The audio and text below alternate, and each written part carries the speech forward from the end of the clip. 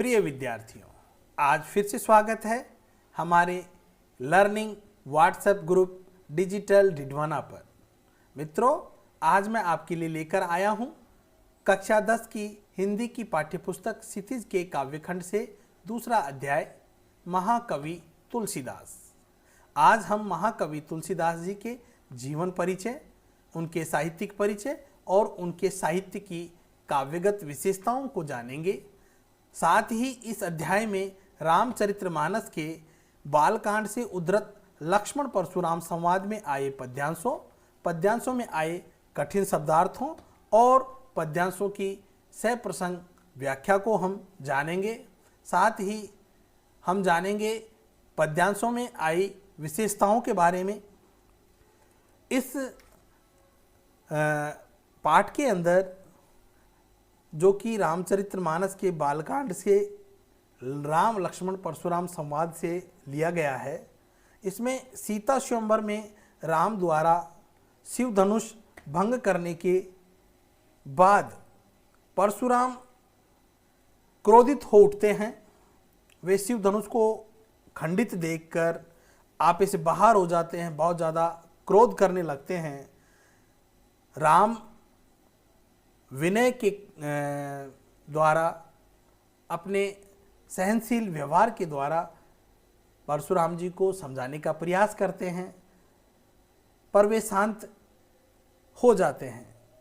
साथ ही विश्वामित्र भी परशुराम जी का क्रोध शांत करने में अपनी भूमिका अदा करते हैं, पर बीच में ही लक्ष्मण, जो कि परशुराम जी के व्यक्तित्व से बहुत ज़्यादा नाराज हैं, उनकी बातों से नाराज हैं, वे उन पर कुपित हो उठते हैं और परशुराम जी और लक्ष्मण के बीच जो वार्तालाप होता है, संवाद होता है, उसी प्रसंग का यहाँ पर तुलसीदास जी ने वर्णन किया है। और ये वर्णन बड़ा हास्य युक्त है, उपहासपूर्ण है, इसमें क्रोध भी है और मनोरंजन भी है। आज हम इसी को लक्ष्मण परशुराम संवाद के रूप में पढ़ेंगे और इस कक्षा 10 की जो क्षितिज पाठ्यपुस्तक है उसके अध्याय 2 को सस्वर वाचन भी करेंगे। तो आइए हम प्रारंभ करते हैं अध्याय 2 महाकवि तुलसीदास। इस अध्याय का विस्तार काफ़ी बड़ा होने के कारण इसे हमने 2 वीडियो के अंदर समाहित किया है। आज आप पहला वीडियो देख रहे हैं और 1-2 दिन में हम दूसरा वीडियो भी आपके लिए बनाकर प्रस्तुत करेंगे हमारे व्हाट्सएप ग्रुप डिजिटल डिडवाना पर। इसलिए आप सब से अनुरोध है, आप जुड़े रहें हमारे व्हाट्सएप ग्रुप पर। हम न तो आपसे लाइक करने के लिए कहते हैं, न सब्सक्राइब करने के लिए कहते हैं, न कमेंट करने के लिए कहते हैं। बस हम चाहते हैं कि आप देखते रहें, पढ़ते रहें, आगे बढ़ते रहें। इसी उम्मीद के साथ चलते हैं इस अध्याय पर। सबसे पहले हम देखते हैं तुलसीदास जी का जीवन परिचय। महाकवि तुलसीदास का जन्म संवत 1589 में बांदा जिले के राजापुर गांव में हुआ। इनके पिता का नाम आत्माराम और माता का नाम हुलसी था। ये सरयू पारीण ब्राह्मण थे तथा कथित अशुभ नक्षत्र में जन्म और इनके स्वरूप की विचित्रता के कारण इनके माता पिता ने इनको त्याग दिया। इनका पालन पोषण मुनिया नामक सेविका ने किया। इनके गुरु नर हरिदास माने जाते हैं। इनका विवाह रत्नावली नामक गुणवती स्त्री से हुआ, किंतु वैवाहिक जीवन अधिक नहीं चल पाया।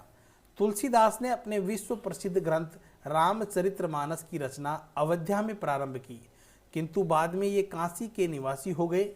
श्रावण मास की शुक्ल सप्तमी को इनका देहावसान हो गया।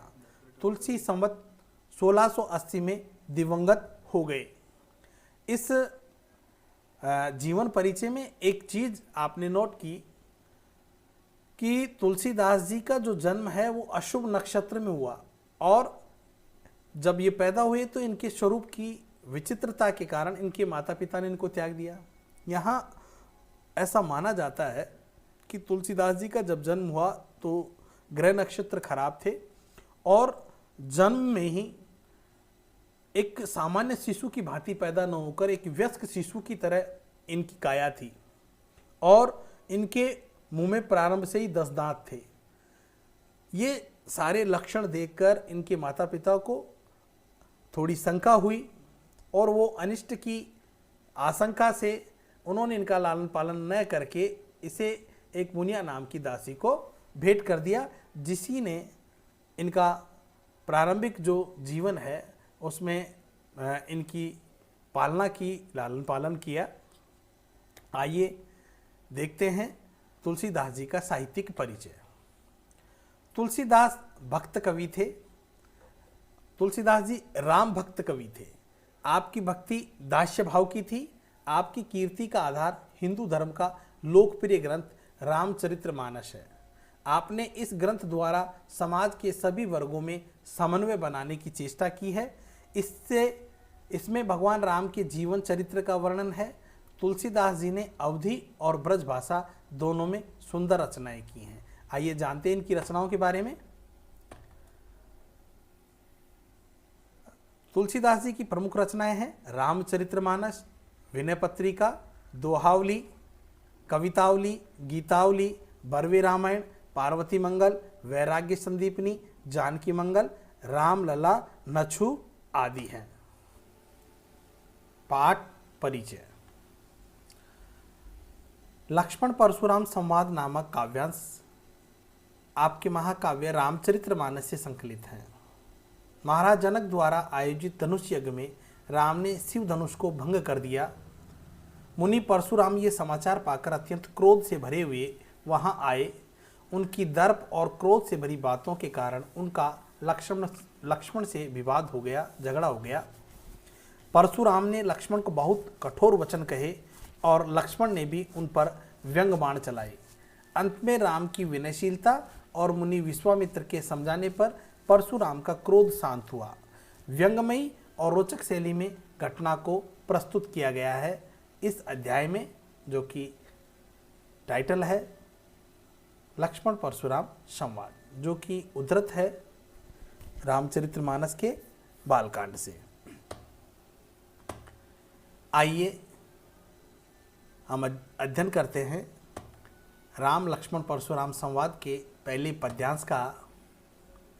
पद्यांश 1, इसका सस्वर वाचन करेंगे। नाथ शंभु धनु भंज निहारा, होई केउ एक दास तुम्हारा। आय सुका कही किन मोई, सुनी रिसाई बोले मुनि कोई। सेवक सोजु करे सेवकाई, अरि करनी करी करी लराई। सुनहु राम जय शिव धनु तोरा, सहस भाव सम सोरि पुमोरा। सो बिलगाऊ बिहाई समाजा, नैते मारे जय सब राजा। सुनि मुनि बचन लखन मुस्काने, बोले परशुधर यऊ माने। बहुधनु ही तोरी लड़काई, कब हुन असिरिस किनि गोसाई। एही धनु पर ममता कई हेतु, सुनी रिसाई कह भृगुकुल केतु।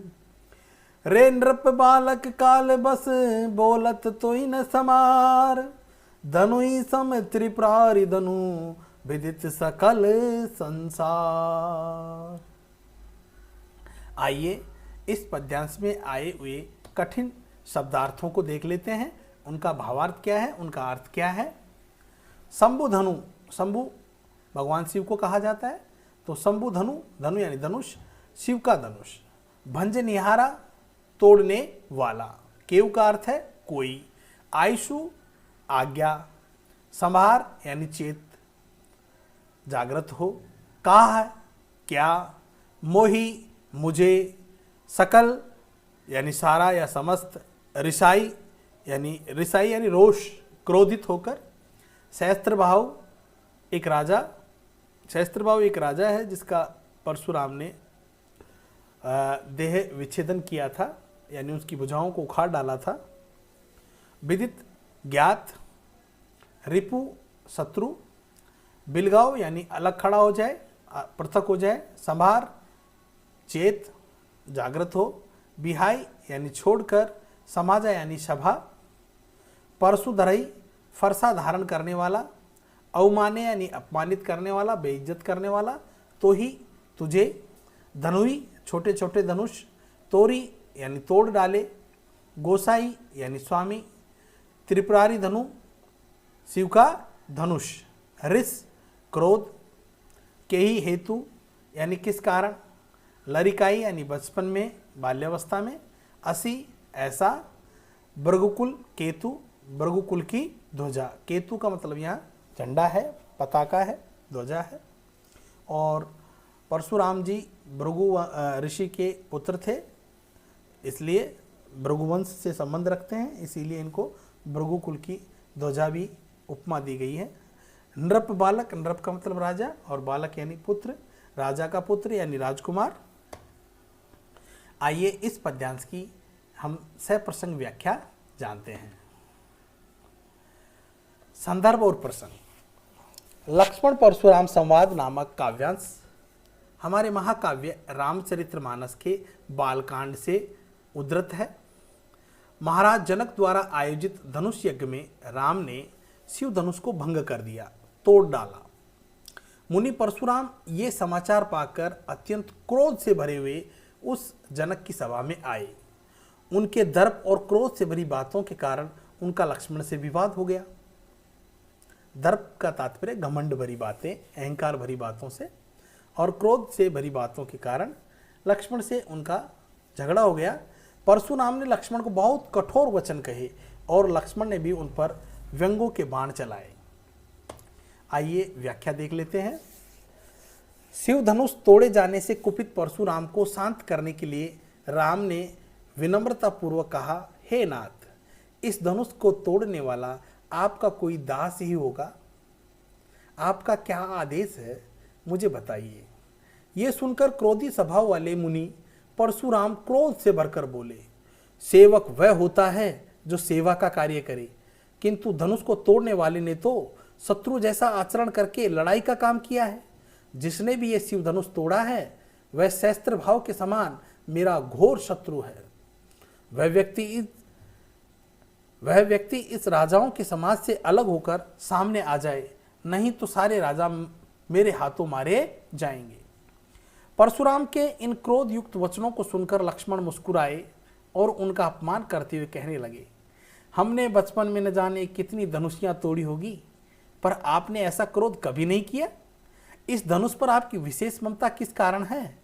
लक्ष्मण के व्यंग वचन सुनकर भृगुवंश की ध्वजा रूपी परशुराम ने क्रोधित होकर कहा, अरे राजकुमार, तू काल के वशीभूत है, तभी तुझे बोलते समय ध्यान नहीं कि तू क्या कह रहा है। क्या सारे संसार में प्रसिद्ध ये शिव का धनुष उन धनुषियों के समान हो सकता है। आइए इस पद्यांश में आए हुई काव्यगत और सौंदर्यगत विशेषताओं को हम देख लेते हैं। काव्यांश की भाषा साहित्यिक अवधि है। कवि का भाषा पर पूर्ण अधिकार है। संपूर्ण अंश में व्यंगमयी शैली का प्रयोग हुआ है। इस काव्यांश में जो छंद है वो चौपाई और दोहा छंद है। सांत्र एवं रौद्र रस की संयुक्त योजना हुई है। अनुप्रास और उपमा अलंकार का प्रयोग हुआ है। चरित्र एवं पात्रों पर उनके संवादों का पूर्ण प्रकाश पड़ रहा है। आइए जानते हैं पद्यांश 2। लखन कहाँ असी हमरे जाना, सुनऊ देव सब धनुष समाना। काचति लाभु जून धनु तोरे, देखा राम नयन के भोरे। छुअत टूट रघुपति ने दोसु, मुनि बिनु काज करई कत रोसु। बेले चितई परसु की ओरा, रेसठ सुने सुभाव न मोरा। बालक बोली बदऊ नहीं तोई, केवल मुनि जड़ जा नहीं मोई। बाल ब्रह्मचारी अति कोही, विश्व विदित छत्री कुल द्रोही। भुजबल भूमि भूप बिन कीनी, विपुल बार मही देवन दीनी। सहस्त्र भाव बुझ छेद निहारा, परसु बिलो के मही पे कुमारा। मात पितई जनी सोच बस, करसी महिष किशोर। गर्भन के अरबक दलन, परसु मोर अति घोर। आइए इस पद्यांश में आए हुए कठिन शब्दों का अर्थ जानते हैं। हंसी, हंसकर। जाना, समझ में आ गया। का यानी क्या, क्षति यानी हानि, जून यानी पुराना या जीर्ण, तोड़ यानी तोड़ने से, नयन यानी नवीन या नया, भोरे यानी भ्रम में या धोखे में, छुअत छूते ही, काज यानी कारण या काम कार्य, करी करते हो, कत यानी क्यों, रोसु यानी क्रोध, चित्त यानी देखकर, परसु यानी फरसा, ओरा यानी और या तरफ, सठ यानी मूर्ख धूर्त, स्वभाव स्वभाव, बोली जानकर, बंधव नहीं नहीं मारता, जड़ यानी मूर्ख, बाल ब्रह्मचारी, बचपन में संयम पूर्ण जीवन बिताने वाला, कोही यानी क्रोधी, विश्व विदित यानी संसार भर में प्रसिद्ध, द्रोही शत्रु, भुजबल भुजाओं के बल पर, भूप राजा, विपुल बहुत, महिदेवन ब्राह्मणों को, भुज भुजा या हाथ, छेद नियारा काटने वाला, बिलोकु देख ले, महिप कुमारा राजा का पुत्र, जनी यानी मत, सोच बस शोकमग्न दुखी, करसी यानी करने वाला, महिष किशोर राजपुत्र, गर्भन के गर्भ में स्थित, अर्भक यानी भ्रूण बच्चे शिशु, दलन नष्ट करने वाला। आइए पद्यांश 2 की व्याख्या जानते हैं। लक्ष्मण ने हंसते हुए परशुराम से कहा, हे देव, हमारी समझ से तो सब धनुष एक जैसे ही होते हैं। एक पुराने धनुष को तोड़ने से किसे हानि या लाभ हो सकता है? राम ने इसे नए के भ्रम में परखा था, ये तो राम के छूते ही टूट गया, अतः इसमें राम का कोई दोष नहीं है। हे मुनिवर, आप बिना कारण ही इतना क्रोध क्यों कर रहे हैं? ये सुनते ही परशुराम ने क्रोधित होकर अपने फरसे की ओर देखा और बोले, अरे मूर्ख, तूने मेरे स्वभाव के बारे में नहीं सुना है। मैं तो तुझे बालक जानकर नहीं मार रहा हूँ, तू मुझे केवल एक साधारण मुनि समझ रहा है।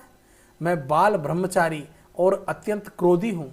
सारा संसार जानता है कि मैं क्षत्रिय वंश का शत्रु हूँ। मैंने अपनी भुजाओं के बल से धरती को कितनी ही बार राजाओं से रहित किया है और उनके राज्यों की भूमि को अनेक बार ब्राह्मणों को दान किया है।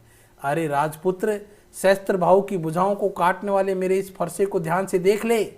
अरे राजकुमार, अपने माता पिता को शोक मग्न मत कर। मेरा ये भयंकर फरसा गर्भ में स्थित बच्चों को भी नष्ट कर देता है। मेरे फरसे से भयभीत छत्राणियों के गर्भ गिर जाते हैं। इस पद्यांश की विशेषता है साहित्यिक अवधि भाषा का प्रयोग है, शब्दों का चयन पात्रों और परिस्थिति के अनुरूप है, व्यंग और उपहास पूर्ण शैली का प्रयोग है, रौद्र रस तथा हास्य रस की सफल योजना है, हंसी हमारे काज करई कत सठ सुनेव स्वभाव, बाल को बोली बधव में अनुप्रास अलंकार है, क्योंकि है कै स बै बै वर्णों की बार बार आवृत्ति हो रही है। छुअत टूट में अतिशयोक्ति अलंकार है। छूते ही टूट जाना, जब किसी चीज़ को बड़ा चढ़ाकर प्रस्तुत किया जाता है तो वहाँ अतिशयोक्ति अलंकार होता है। संवाद दोनों पात्रों के चरित्र पर प्रकाश डालने वाले हैं।